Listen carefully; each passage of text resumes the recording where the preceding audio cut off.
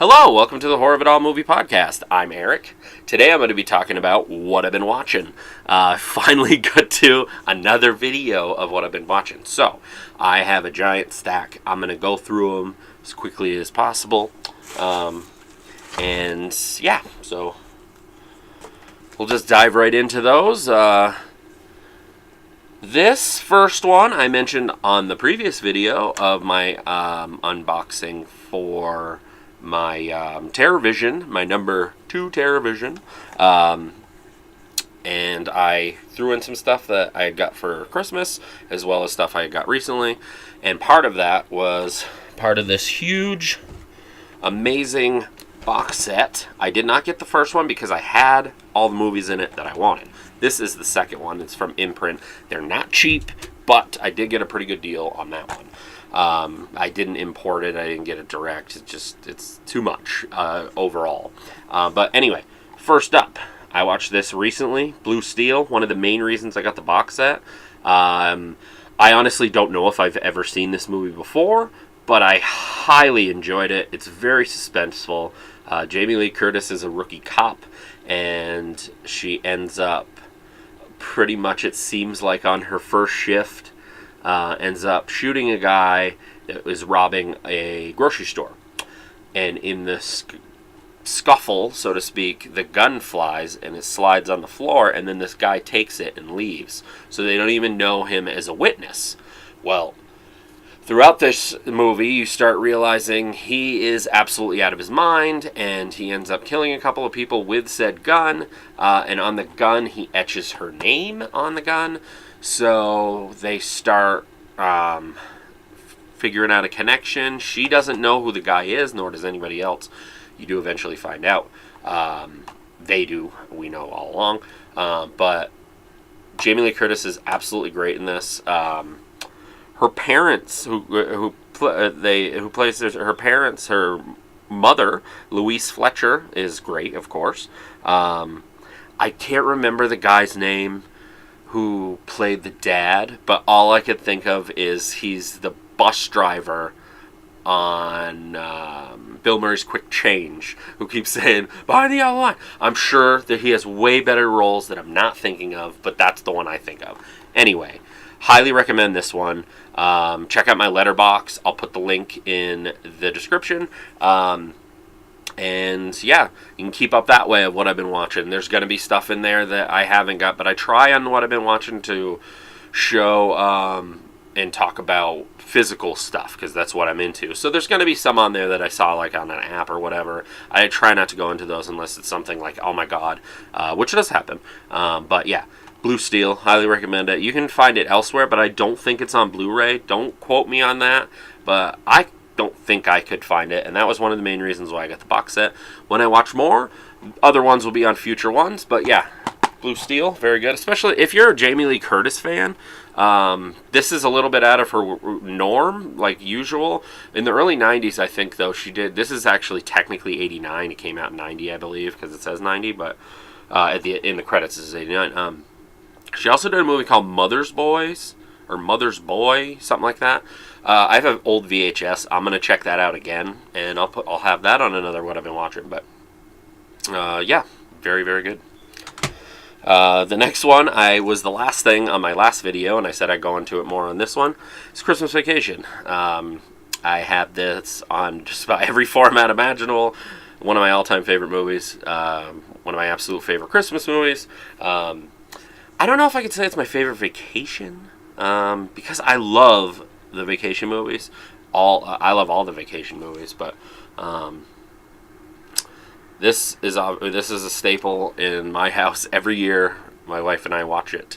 It's still hilarious. I love the new artwork. It's really cool.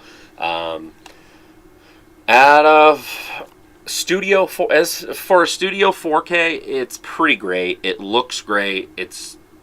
The movie's just as amazing as always. There is a commentary on here with Randy Quaid, Beverly D'Angelo, Johnny, how do you say his name? Galecki, and the director, producer, Miriam Flynn. But yeah, it's Christmas Vacation if you hadn't seen it. might as well pick this one up. The most thing I had was an old Blu-ray that I believe was an early Blu-ray scan, and it was fine. It was good. I didn't really notice. I've heard people complain about that one, but I got mine in part of a box set, so it might have been another scan, but I don't think so. This is the best I've ever seen it. I highly recommend this one too. If you like Christmas Vacation, this is the way to go. Now, on to the opposite of that, as I just said, with some studios.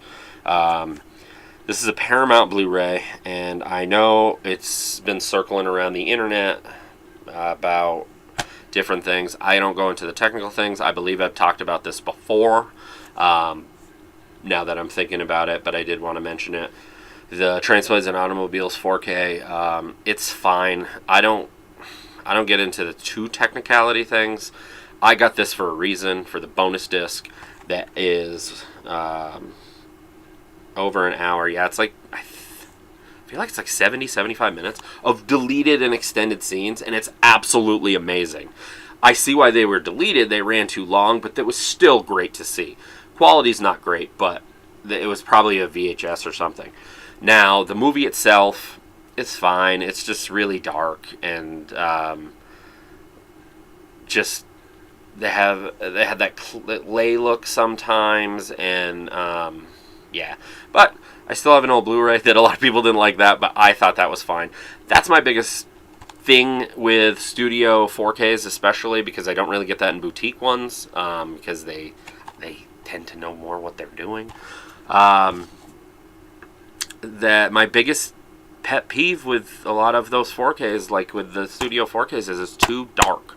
I don't know why it's so dark. And no matter what you do with your brightness, it just starts looking white, not dark. Like, it's a weird thing, and I'm very technical with my settings, so I noticed that shit right away. Good example, I got the Back to the Future trilogy probably like 6 months ago. 2 and 3 look absolutely amazing. First one, it's dark. I don't know why. It's too dark. But, yeah. Absolutely love the movie. Watch it every Thanksgiving. The 4K. Alright. One that I was super excited about. I have a super old DVD, so I was glad to upgrade it. This was a big movie when I was growing up in my family. I only watched it by myself. I've never watched it with anybody, so it wasn't one of those things, but Arsenic and Old Lace, it's a classic. It's still absolutely hilarious. I haven't seen it since I was really young. Like I said, I have a super old DVD. Looks absolutely amazing. The special features are pretty cool on it. There's some different things on here, like radio adaptation from 1952 starring Boris Karloff. But yeah, Frank Capra's Arsenic and Old Lace. It's basically about this guy who his family is like, I think they're his aunts or something. They're killing people with arsenic, but it's not everybody. It's just certain people. It's the lonely guy. It's the lonely people that, for whatever reason, seem welcoming. So they stop at their house, they feed him, blah blah blah. They think they're doing a good thing. They're actually insane. So is the rest of the family. Even his uncle thinks he's Teddy Roosevelt, and he runs up the stairs and charge a lot. I'm not going to say anything else about it. If you like old classic movies, old black and white movies, as I do, I love all types of movies, as I've said before. I know this is the majority of this is usually horror, but I try to branch out. I know horror's in the name, but it's not always going to be what I'm talking about. I guess you could call it a bit of a dark comedy in some ways, but I think it's hilarious. Highly recommend it, especially if you like old black and white movies. This was a rewatch. Not much I have to say about it, probably, with like people who might watch this. Cheech and Chong's Up in Smoke. I've had this Blu-ray for a while. I've watched it a few times. I just felt like watching Cheech and Chong. I'm going to continue on with Cheech and Chong again. It's been a long time. Next movie, Nice Dreams. I think Nice Dreams might be my favorite one, but I'm not sure. I love all of them. I love Things Are Tough All Over. Well, I shouldn't say I love all of them. I got to rewatch Corsican Brothers. I think that's how you say it. I'm probably saying it completely wrong. I was never into that when I was younger. I watched these when I was way too young. But that's subjective. But it's Cheech and Chong's Up in Smoke. It's hilarious. This Blu-ray is great. If you can still find it. Probably doesn't have the slipcase, but very, very good. There is How Pedro Met the Man. Up in Smoke at 40 includes an interview with Cheech and Chong. Very cool interview. Roach Clips, which is the deleted scenes. It has the Earache My Eye video featuring Alice Bowie.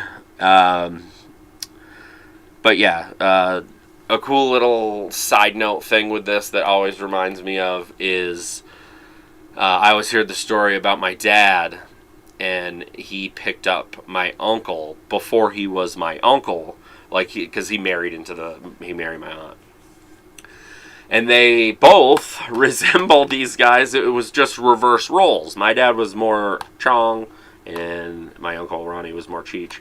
Unfortunately, neither one of them are with us anymore, but I always think of that, especially with this movie, because Pedro picks up the man. Or man. Anyway, it's Up in Smoke. Love it. Love Cheech and Chong movies. And I'm not even a stoner. I shouldn't say that, a stoner. Like, I'm dismissive. I'm not. I don't care. I used to, but it's just not really for me. But you still have fun with it. It's still hilarious. You don't have to be a smoke pot to like Cheech and Chong, you know? All right. This was a surprise. I was very intrigued by it when I got it, but from Vinegar Syndrome, number 415, Evil Laugh. Evil Laugh, I personally had a blast with it. I've heard many mixed things with it, but of course it looks great. One of the kills is ridiculous with a microwave, but yeah, Evil Laugh was a lot of fun. It's kind of that 80s quintessential slasher, but it has its own little footprint in there too. Like, some things are definitely different. It's a little silly, things like that, but definitely liked it. I highly recommend it, especially with Vinegar Syndrome. It is totally up their alley. Evil Laugh. Loved it. And then the next one is from Canadian International Pictures, which is a partner label with Vinegar Syndrome, and it's Amityville Curse. I hear so many people bash this movie, but thankfully I've talked to other people that have talked about it on like YouTube and stuff, and they genuinely like it. Like Ryan from Reconnected, he said he liked it when he had Canadian International Pictures on, and we also briefly talked about it. But yeah, I love this movie. I don't think it's maybe a best one. My favorite Amityville sequel is probably It's About Time, believe it or not. I mean, of course, 2 is great, and but I love the Amityville movies, and I completely separate them from the stupid bullshit that they keep pumping out today. Those are not canon. Ignore those. But yeah, I really like the Amityville Curse. Not a lot to say about it, but it's an Amityville movie, and yeah, so I like it a lot. And this one went really quickly, like the slipcover. This one I don't think I've talked about, but I did watch it, God, a couple months ago, I think. Great documentary. It's about the band Dead Guy. They kind of came and went pretty quick in the 90s. I've been a fan of them since then. So yeah, I think they put out, like, what did they put out? An EP and a full length, I think. But they're playing again now. But great documentary. They're in it, talking about it now when they got back together and things like that. This is a ETR Media. But yeah, if you like 90s metalcore-ish, hardcore, in that vein, and you maybe haven't heard Dead Guy, I say check them out. This documentary is pretty good, especially if you like documentaries, especially if you like music documentaries. This I watched more recent. It is a DVD because I bought a box set from Full Moon. It was a steal, but you know what? Any way I can get more Jess Franco, yes, I'm one of those guys. Give it to me. It's just crazy how much Jess Franco's just keep coming. Like, I've been a fan of his for years, but I've only seen random movies here and there, and not even very many, because he had so many movies and they were kind of hard to find for a while. But Jess Franco's Jack the Ripper with Klaus Kinski, pretty good. It's actually bumped up. Maybe it's in my top 5, definitely, of Jess Franco movies. Either you like him or you don't, but this is definitely more of a coherent Jess Franco. I know I've said that before, but it is. It's not like Shining Sex, obviously. It's a more straightforward, like, horror movie, but definitely pretty good. Yeah, so if you like Jess Franco, and especially his, like, horror stuff, check that out if you want. All right, a little bit more Imprint. I think that was Imprint, right? Yep. I may have had this on the channel, not sure. But The Warriors. This fucking box is absolutely amazing. And the great thing about it is, the draw of this is, it includes the theatrical cut. The director's cut, I am not a fan of. I didn't know that going into it when I bought the Blu-ray years and years ago. I had only seen a DVD prior. My buddy actually recommended it because he was surprised I hadn't seen it. I'm a fan of Walter Hill and everything, but it's Warriors. It's a New York movie. It's basically about there's this one guy, Cyrus, and he's kind of like the guy that keeps people together and blah blah blah with all the gangs, which was interesting. He gets shot at the beginning, but the guy that shoots him says it was one of the guys from the Warriors. They kill that guy, and the rest of the Warriors are on the run for the rest of the movie, trying to get back to Coney Island where they live. It's a lot of fun. It's The Warriors. It's classic. If you haven't seen it, check it out. These pop up randomly, but shout out to Imprint. I won this. I was going to buy it anyway, but I won this. So, yeah, Warriors, great fucking 70s movie. And it's 70s New York. Hell yeah. This I haven't completely finished, but I wanted to mention it. Black Christmas. I got the 4K, as you can see. I don't get a lot of Scream Factory's 4Ks because, let's be honest, the upgrade is a 4K. If that's enough for you, awesome. For me, it has to depend on the movie. Return of the Living Dead, didn't even think about it. But whenever they say features in progress, 9 times out of 10, you're not getting anything more if you have a previous release. And they're not even doing reverse. It's just the same art. So, but yeah, I did get it with the poster. I got it direct. But there is a shit ton of special features on here. I never had the Black Christmas that Scream Factory put out. So, that's when you want to get these, because it has features from other ones. It has the what is it? The 2006 Critical Mass cut. I don't think it's cut or anything or different. I just think it's just the way it looks. I don't remember, but that was a bonus because when my oldest was super little, he was really good with discs, but he tried to get it out and it broke.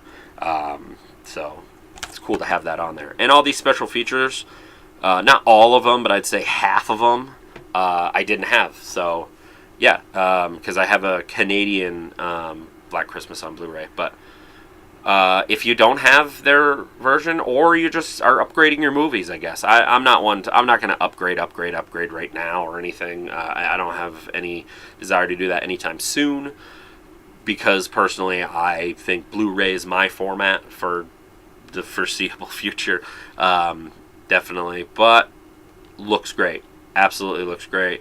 And it's Black Christmas. If you haven't seen this, well, it's Bob Clark's Black Christmas, who also directed A Christmas Story, which is always a cool thing to throw in. And Porky's. He had a very, very mixed genres in his filmography, which I love. I love Bob Clark. I have not checked out the Children Shouldn't Play with Dead Things 4K. Didn't get it because of 4K. I got it because there was a feature or two on there that I didn't have on previous release. But yeah, Black Christmas looks great. And the movie's great. But it was a rewatch. Another rewatch. House on the Edge of the Park. Best I've ever seen this movie look. I have multiple versions of this movie. Not on Blu-ray. I have DVDs. I believe the seamless one's cut anyway. So, but yeah. Severin put this out, what, last year? The year before? When did they put this out? I can't remember. 2001. 2001, yeah. 2021. So it's been a couple years. With hundreds of movies, sometimes, you know.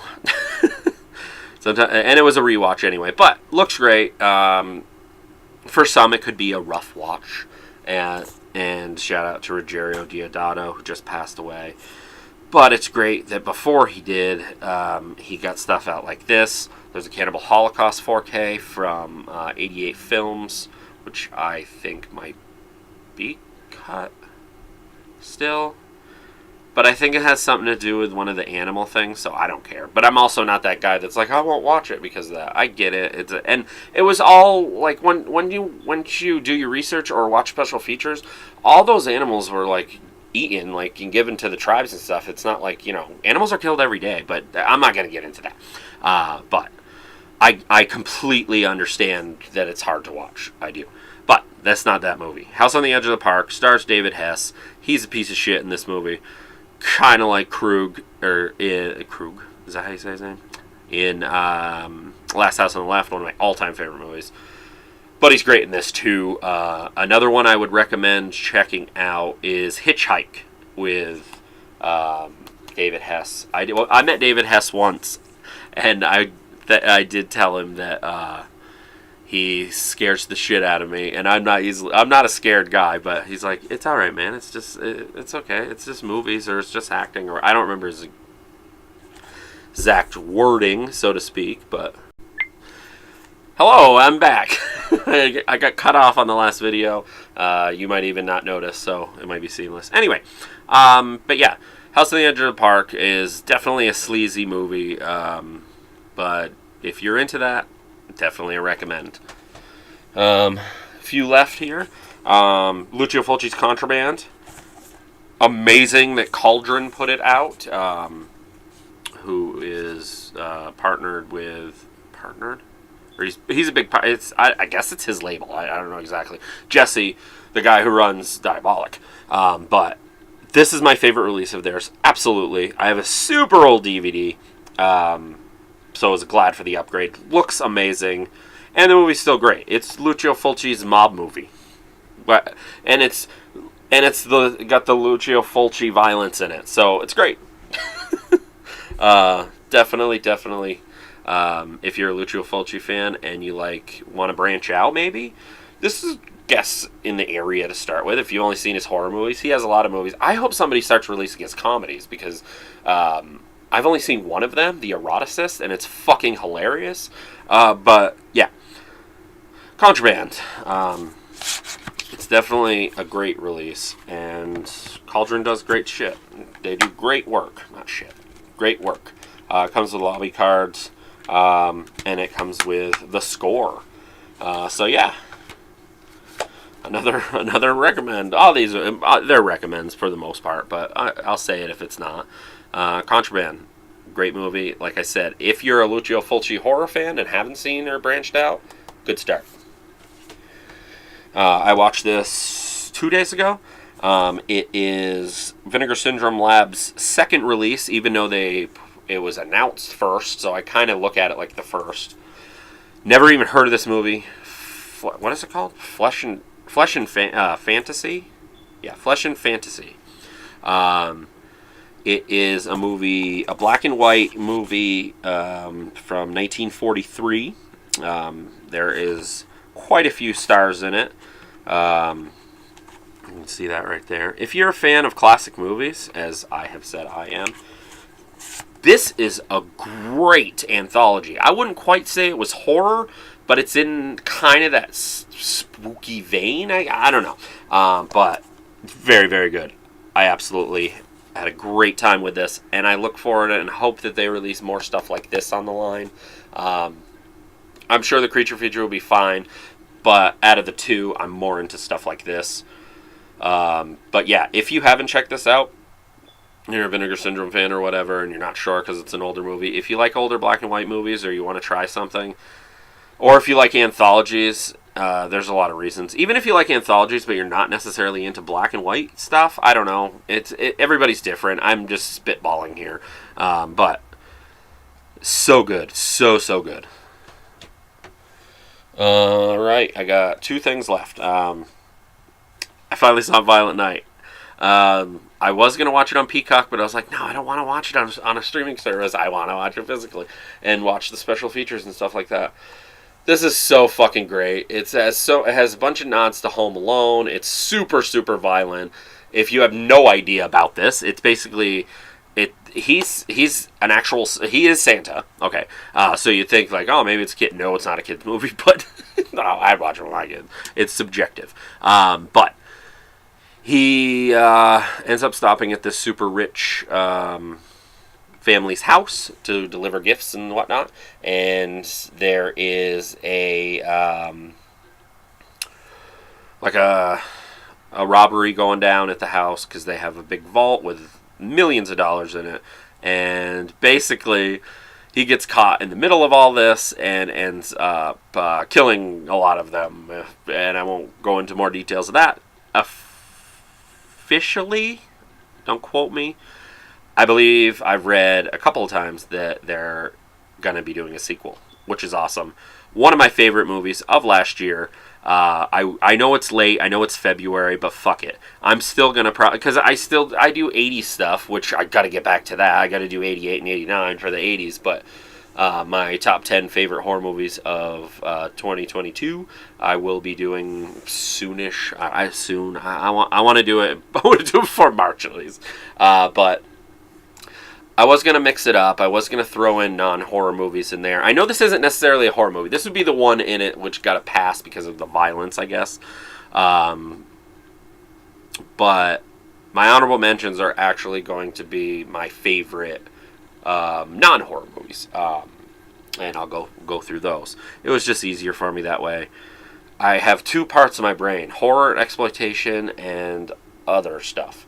And it's just, I feel weird trying to rate, say, Beavis and Butthead Do the Universe with, say, X.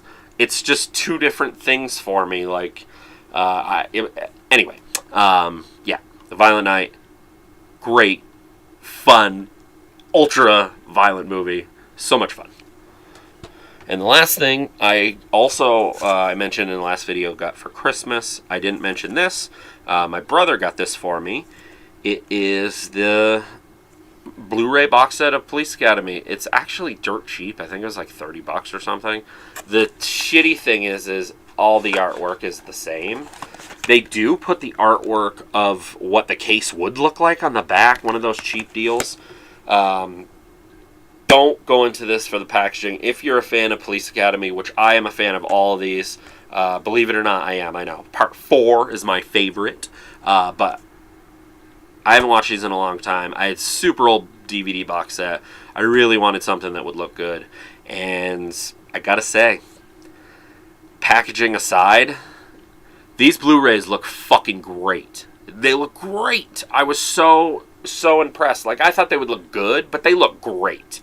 But yeah, if you're a fan of silly movies or already a fan of Police Academy, pick this up. It's cheap if you don't own them already. Even if you own the DVDs, this is well worth the upgrade, minus the stupid fucking packaging. And it ports over the little clips. It's like a running documentary. Each one's varying in length, but not long. If you put it all together, it'd be kind of like a documentary on each one. And I believe there's one thing on Citizens on Patrol Part 4, my favorite one, that I don't think is on the DVD. I don't think so. It's not on the case anyway, and I didn't compare the disc, so not 100% sure on that. But, yeah, look fucking great. Okay, well, minus the fuckery in there. Thanks for checking out this video and listening to me ramble about some movies that I watched that I enjoyed, or varying degrees of otherwise. I'm gonna try to do these once a month, but we'll see how that goes, because, like I said, the other one was a long time ago. But who knows? Even if it's a few months, it'll just be a longer video. But thanks for checking this out. Like and subscribe if you would be great. Thank you to all the subscribers that keeps inching up. And the comments are great too. I love the interaction. It's really cool. But I really appreciate that. Check out my other videos, podcast rankings, what I've been watching, which you are watching right now. Yeah. Thanks for checking it out, and be on the lookout for more stuff. This has been the Horror of It All movie podcast, What I've Been Watching. I'm Eric. Until next time.